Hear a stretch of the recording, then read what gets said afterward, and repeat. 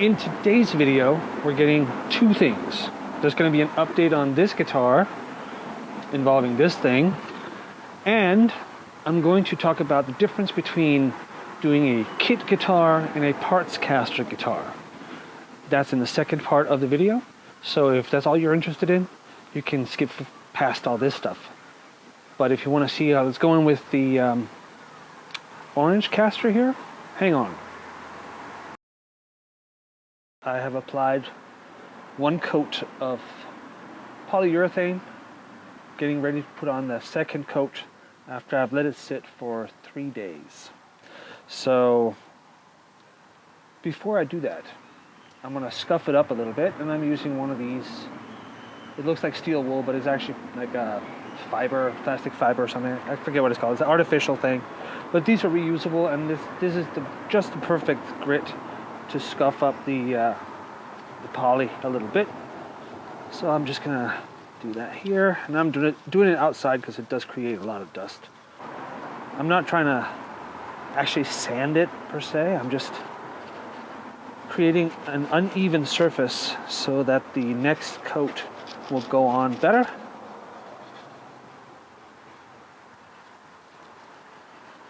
It will also get surface dust and hair out of the previous coat, which is important.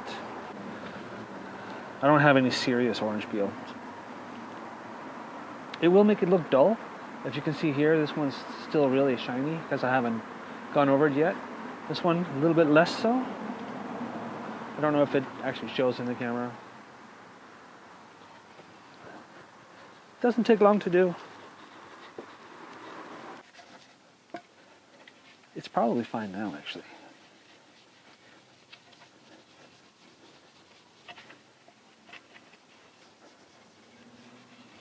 There we go. So, if you remember how shiny it was before, there you go.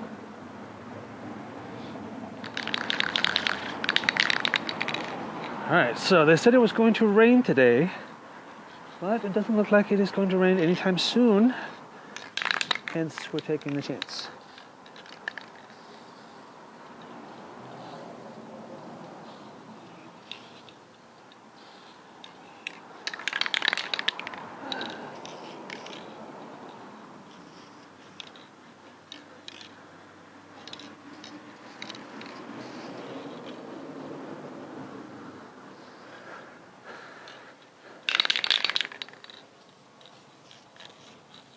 Even though I can turn the guitar around, I like to actually physically walk around it.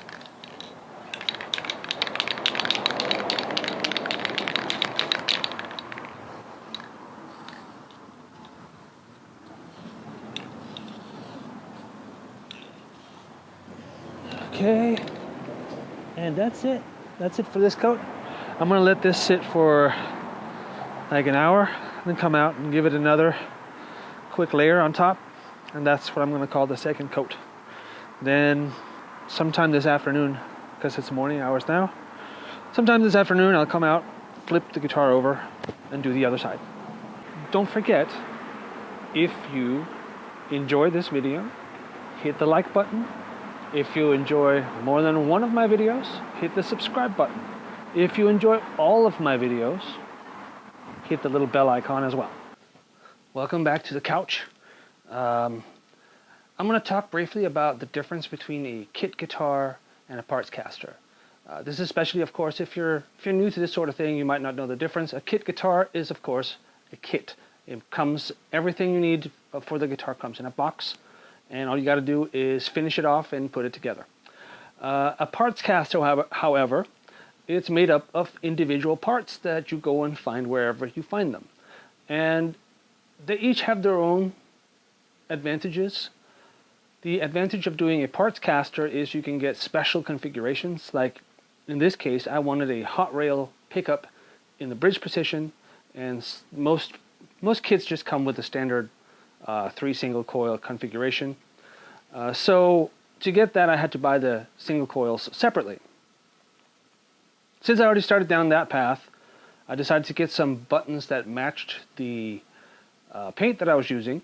So orange buttons However, because I bought them separately, and this is one of the disadvantages of using it or doing a Partscaster, is that sometimes you end up with issues and you have to keep track of everywhere you source the things so that you can get back in touch with the person that you bought them from. In this case, the buttons that I got for the pickguard, only one survived shipping. One didn't arrive at all, and the volume button arrived broken.